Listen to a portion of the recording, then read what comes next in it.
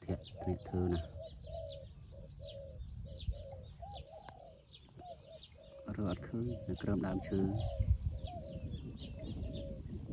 cầm đam bờ này nó được trồng bờ nó còng khơi gì khơi thì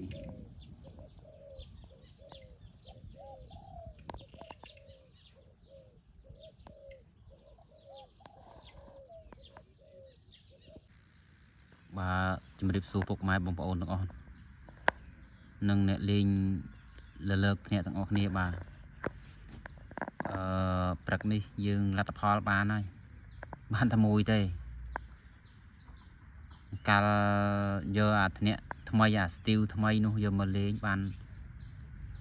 មួយល្ងាច2មួយល្ងាច2ដល់ពេលយកអាធ្នាក់ចាស់មកលេងបានតែមួយទេហើយមួយនេះมันងាយនឹងជាប់ទៀតវាឆ្វែលទៅឆ្វែលមកមុំនឹងចុះទៀតវាដើមឈើវាអត់ងាយដេញបងប្អូនព្រមវានៅខ្ចីមិនដឹងអីមិនដឹងទេវាអត់ងាយចុះដល់ទៅហើយចុះមកកន្លែងទៀតបានវាជាប់មួយហ្នឹងទេ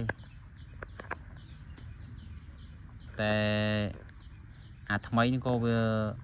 ធ្វើកាន់បើដែរអាចាស់ក៏វាមិនអន់ដែរប៉ុន្តែវាធ្វើម៉េចយើងលេងចំមកកន្លែងដែលបានគឺបានមិនថាថ្មីមិនថាចាស់គឺបានទាំងអស់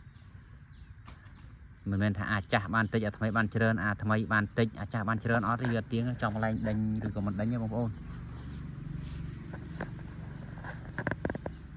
អានេះសំឡេងវាមកអត់ដឹងគូប្រមាណផងនោះ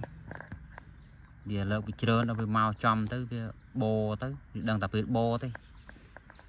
ហើយក៏ចុះទៅជាប់ទៅបងប្អូនបាទអរគុណជម្រាបលា